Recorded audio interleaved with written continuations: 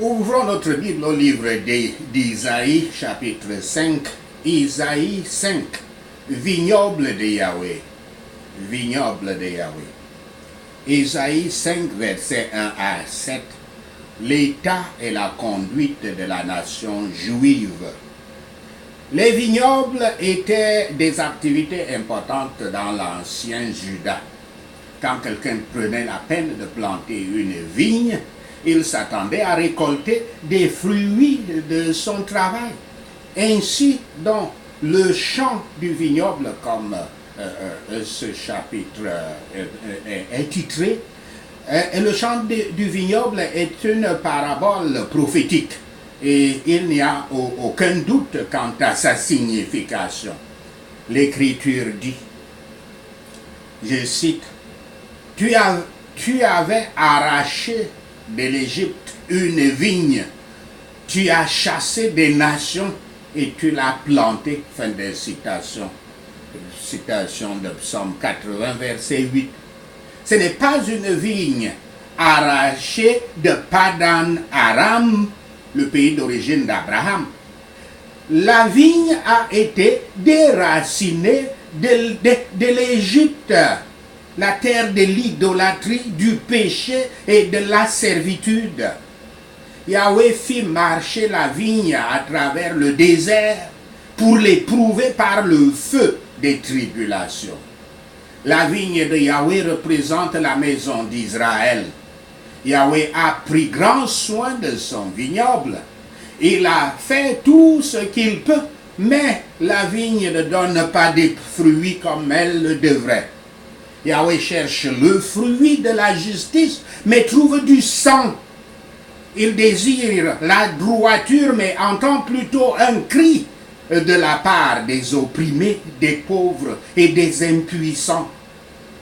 Par conséquent, Yahweh élèvera sa protection, enlèvera sa protection. Et ce qui avait été autrefois une belle vigne sera piétiné et détruit. Sans autre bénédiction, symbolisée par les pluies, ou sans autre culture, la vigne, le vignoble deviendra un désert. Verset 7. Dans ce cas, Israël fait référence, le mot Israël fait référence au royaume du sud, qui est plus souvent appelé Juda. Après la chute du royaume du nord, appelé Israël, aux mains des Assyriens, et Israël, la nation d'Israël a continué à se référer, le mot Israël a continué à référer, à faire allusion aux hommes de Yahweh, où qu'ils soient. Yahshua est le fils bien-aimé de Yahweh et notre sauveur bien-aimé. Le soin de Yahweh pour l'Église ou Israël est décrit comme la gestion d'un vignoble. Les avantages de notre situation sont comptés un autre jour. On l'a planté, Yahweh l'a planté avec les plus belles vignes, son vignoble. Il l'a planté avec les plus belles vignes, leur a donné une loi excellente et institué des ordonnances appropriées. Le temple était une tour où Yahweh avait montré des signes de sa présence. Il avait établi son autel auquel les sacrifices devaient être apportés. Tous les moyens de la grâce sont ainsi désignés. Yahweh attend des fruits de ceux qui jouissent des privilèges dont il est le donneur, le pourvoyeur.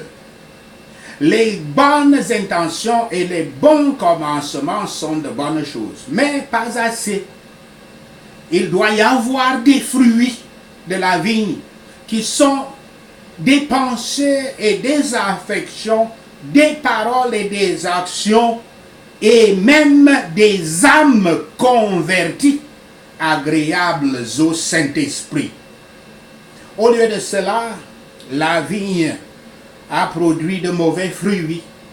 Les raisins sauvages sont les fruits de la nature corrompue. Là où la grâce ne marche pas, la corruption le fera. Mais la méchanceté de ceux qui professent la croyance et jouissent des moyens de la grâce doit être sur les pécheurs eux-mêmes. Ils ne seront plus un peuple particulier dans ces conditions. Quand les erreurs et les vices se passent sans vérification ni contrôle, le vignoble n'est donc pas taillé. Alors il sera bientôt cultivé avec des épines. Cela est souvent observé avec le départ du Saint-Esprit de Yahweh de l'Église ou de ceux qui ont longtemps lutté contre lui et la suppression qui ont lutté pour la suppression de son évangile des lieux qui lui ont longtemps été un reproche. L'explication est donc donnée. Il est triste de la part d'une âme quand au lieu des raisins d'humilité,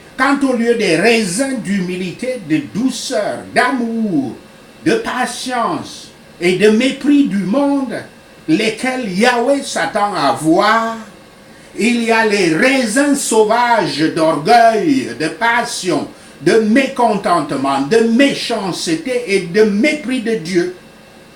Au lieu des raisins de la prière et des louanges, il y a des raisins sauvages de la malédiction et des jurements.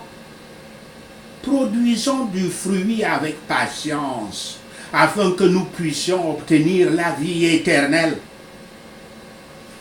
Ésaïe 5, versets 8 à 23. Les jugements qui adviendraient. Versets 8 à 10. Ceci est une déclaration directe de malheur. Le malheur ici, c'est les troubles, le chagrin, la détresse sur ces gens. Ils ont ignoré Yahweh de plusieurs façons, y compris l'incapacité de reconnaître qu'ils possèdent leur terre et a établi des lois pour protéger les pauvres à travers les générations. Les familles pouvaient légalement louer leur terre à d'autres pour obtenir un revenu, mais ces terres devaient éventuellement revenir à la famille d'origine. Dans Lévitique verset 13, Yahweh dit, je cite, « Dans cette année de jubilé, chacun de vous retournera à sa propriété. » Fin de citation. Le peuple de Juda a cependant ignoré les instructions de Yahweh et s'est mis à joindre maison à la maison et champ au champ. C'est-à-dire qu'ils occupaient complètement la terre avec les constructions et les champs. Il n'y a plus de jachère dans de telles terres. Versets 13 à 17. Puisque beaucoup refusent d'exercer la justice et la droiture, Yahweh lui-même promulguera ses normes, en commençant par son peuple. Son jugement juste inclura l'exil, la famine et la soif, la mort de plusieurs et l'humiliation du reste. C'est-à-dire que le reste sera rendu humble. Et à travers sa démonstration de justice, Yahweh sera exalté, pour sûr, exalté par les survivants. Voici donc un malheur pour ceux qui mettent leur cœur aux richesses du monde. Ce n'est pas que ce soit un péché pour ceux qui ont une maison ou un champ d'en acheter un autre.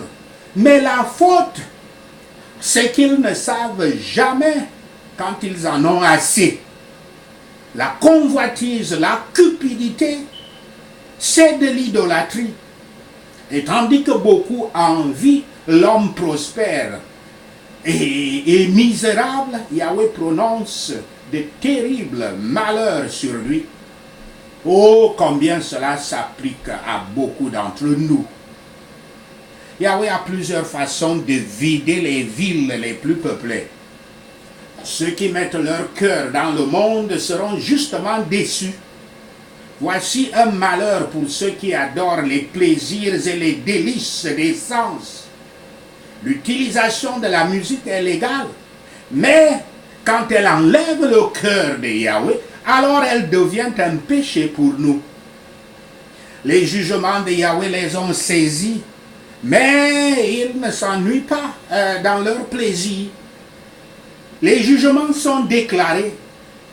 Que l'homme soit toujours aussi haut, la mort la baissera. Plus que jamais aussi méchant, la mort la mènera plus bas. Le fruit de ces jugements sera que Yahweh sera glorifié en tant que Dieu de puissance. Et aussi comme un Dieu qui est saint, il doit être détenu et déclaré être ainsi dans la punition juste des orgueilleux. Ceux qui mettent en place le péché et qui s'emploient à satisfaire leur basse convoitise sont dans un état déplorable, dans un état même pitoyable. Ils osent tout dans le péché et marchent selon leur propre convoitise, leur propre cupidité. Et c'est dans le mépris qu'ils appellent Dieu, le Saint d'Israël. Ils confondent et renversent les distinctions entre le bien et le mal. Ils préfèrent leur propre raisonnement aux révélations divines, leur propre dispositif aux conseils et commandes de Yahweh. Ils jugent prudent et politique de continuer à faire des profits et de négliger les devoirs d'abnégation. Aussi, quelle que soit la manière dont ils prennent l'ivresse, la consommation des drogues à la légère, c'est un péché exposé à la colère et à la malédiction de Yahweh. Leurs juges mondains ont perverti la justice, ont corrompu la justice et rendent justice sur la base des pots de vin. Chaque péché a besoin d'un autre péché pour le cacher. C'est toujours comme ça. Ah, un péché vient, il sera toujours accompagné d'autres péchés. Ésaïe 5, versets 24 à 30. Les bourreaux de ces jugements. Yahweh est celui qui prononce le jugement. Mais les moyens d'affliction seront des nations éloignées. Et Isaïe est clair sur cette question. Dieu est en colère. Et sa colère n'est pas facilement diffusée. Yahweh est, je veux dire, n'est pas facilement écrasé par le mot diffusé, je veux dire effacé, enlevé.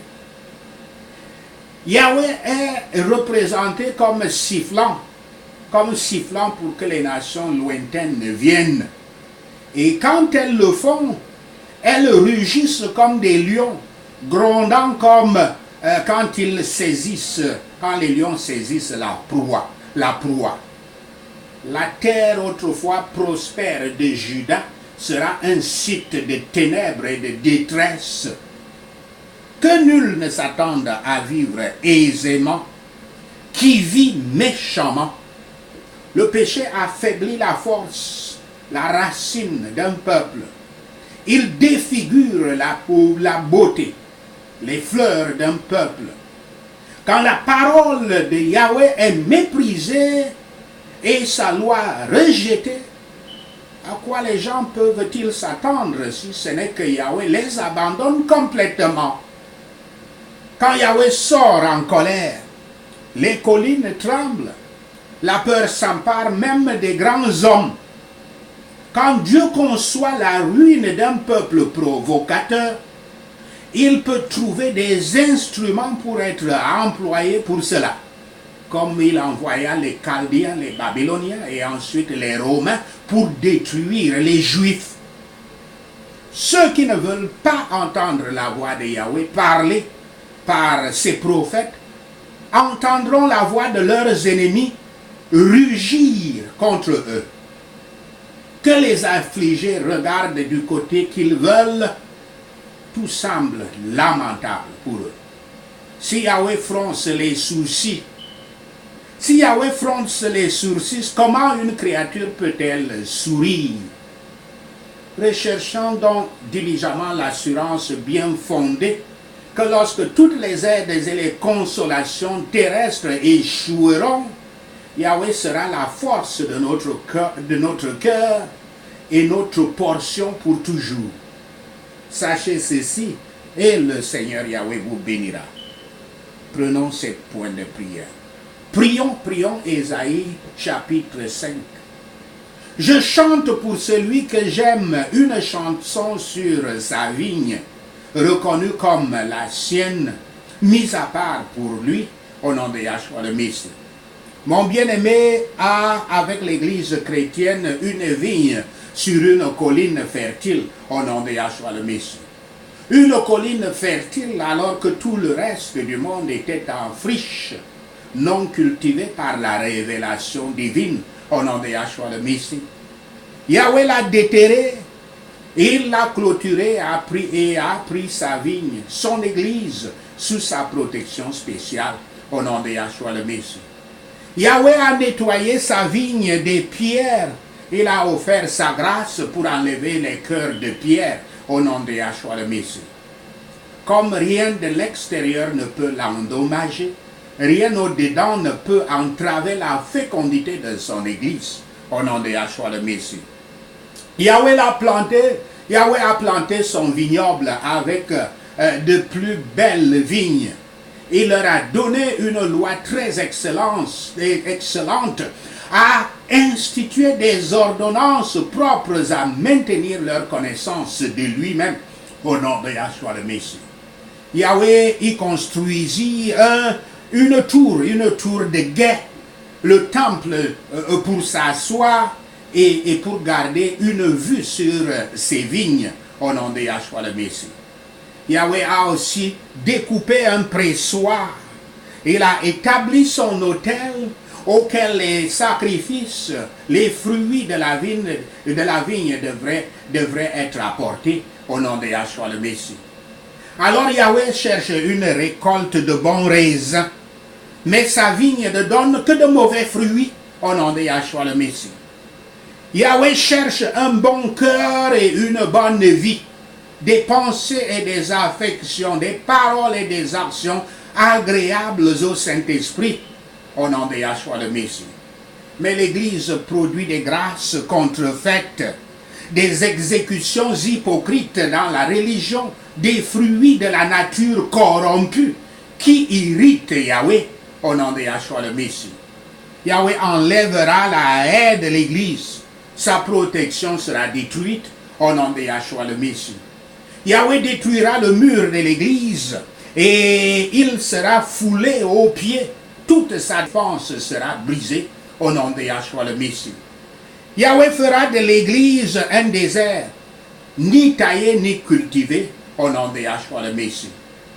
Les broussailles et les épines pousseront là-bas, car les erreurs et les corruptions, le vice et l'immoralité se poursuivent sans frein ni contrôle au nom de Yahshua le Messie. Yahweh commandera aux nuages de ne pas pleuvoir sur ces vignobles. Les rosées du ciel seront retenues afin de faire marcher la méchante église dans un désert au nom de Yahshua le Messie. Car Yahweh cherche la justice, mais voit le sang versé. Il cherche la droiture, mais entend des cris de détresse au nom de Yahshua le Messie. Quiconque ajoutera une maison à une autre et joindra un champ à un autre, refusant que les pauvres retournent dans leur propriété, malheur à toi, au nom de Yahshua le Messie.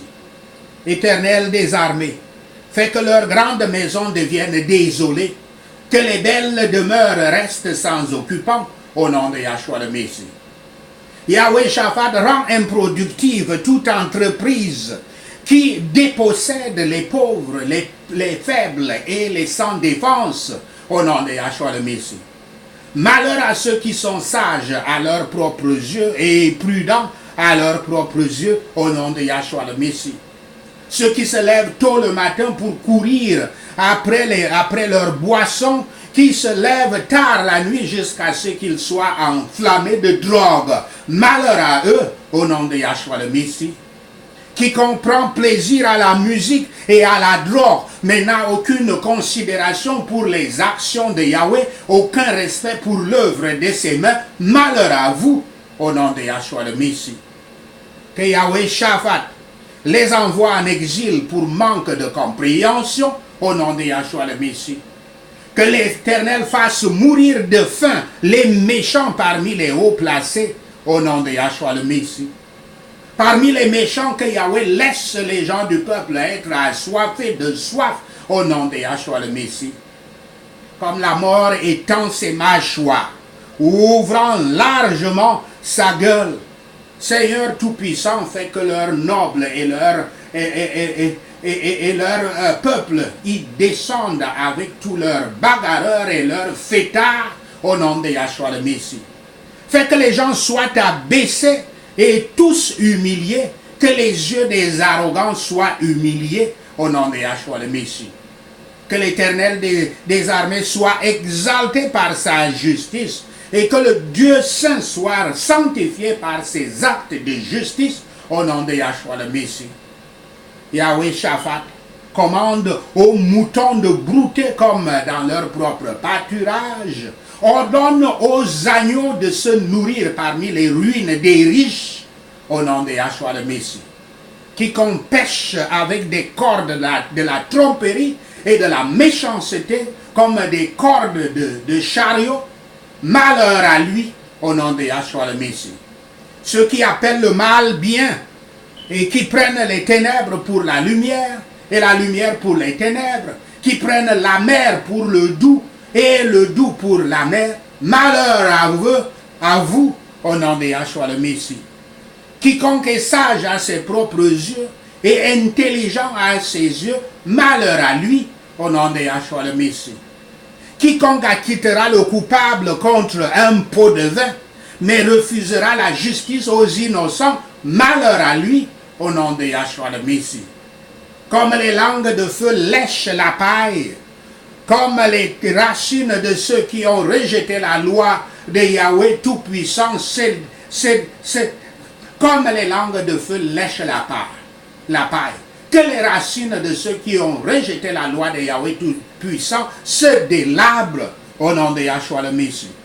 Comme l'herbe sèche s'enfonce dans les flammes, que les fleurs de ceux qui ont méprisé la parole de Yahweh s'envolent comme de la poussière au nom de Yahshua le Messie. Que la colère de Yahweh brûle contre son peuple désobéissant au nom de Yahshua le Messie. Que la main de Yahweh soit levée et abatte l'arrogant, l'orgueilleux et le corrompu au nom de Yahshua le Messie. Yahweh Nissi élève une bannière pour les nations éloignées. Siffle pour ceux qui sont aux extrémités de la terre, pour qu'ils viennent agilement et rapidement au nom de Yahshua le Messie. Éternel, fais aiguiser les flèches des étrangers et enfiler leurs arcs effilés, leurs sabots, les sabots de leurs cheveux comme le silex, leurs roues de char comme un tourbillon, au nom de Yahshua le Messie. Yahweh Shaphat, fais tonner le rugissement des étrangers comme celui d'un lion, au nom de Yahshua le Messie. Éternel, fais grogner les méchants étrangers quand ils saisissent leur proie et l'emportent sans secours, au nom de Yahshua le Messie. Yahweh Tout-Puissant, fais rugir les ennemis des méchants parmi ton peuple, comme le rugissement de la mer, au nom de Yahshua le Messie. Yahweh Tout-Puissant, afin que si l'on regarde la terre, il n'y ait que ténèbres et détresse, que même le soleil soit obscurci par les nuages. Merci Seigneur d'avoir attendu nos prières. Merci Père pour tes réponses à nos prières. Seigneur, nous te rendons gloire, nous te louons, nous t'adorons Nous bénissons ton Saint-Nom. Au nom de Yahshua le Messie, nous prions. Amen. Alléluia.